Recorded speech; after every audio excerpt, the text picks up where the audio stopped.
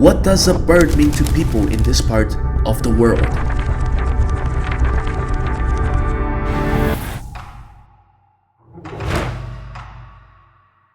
In China's Chengdu, this round totem, which is named the Sun and Immortal Birds, appears everywhere. It's more than 3,000 years old. Have you noticed that there is a Sun and Immortal Birds pattern on the emblem of Chengdu Visual Games? Unearthed in 2001, the gold foil of the Sun and Immortal Birds is now exhibited in Chengdu's Jinsha Site Museum. It weighs 20 grams and is only 0.02 centimeters thick, with a high gold content of 94.2%, meanwhile with a history of 3,000 years. The main design of the emblem is based on the first letter U from the word university. It presents the wings of the sun and immortal birds with irregular fan-shaped designs. What if we enlarge the sun and immortal birds by 2.7 million times? Dong'an Lake Sports Park Stadium will give you the answer. This is the bird. Guess where else we can also find the sun and immortal birds?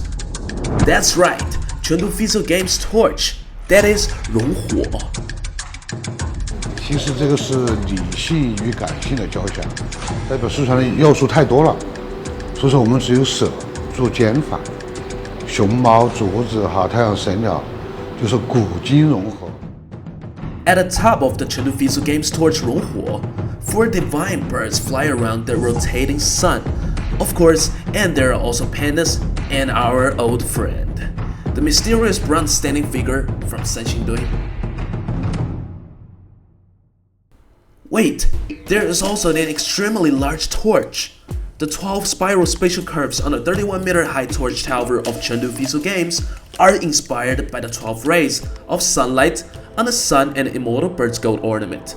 On the metal ribbons of the award-winning athletes, there is also the silhouette of the sun and immortal birds, a symbol of a 1,000-year-old shoe brocade weaving tradition. 总共设计了100多稿，既要体现成都的历史文化，也要体现我们成都朝气蓬勃的一面啊。因此，我们就提出来，把金沙太阳神鸟上边的神鸟，和我们成都的市花、芙蓉花结合在一起。What does this bird represent after all? What story lies behind it? Let's check it out in the next episode.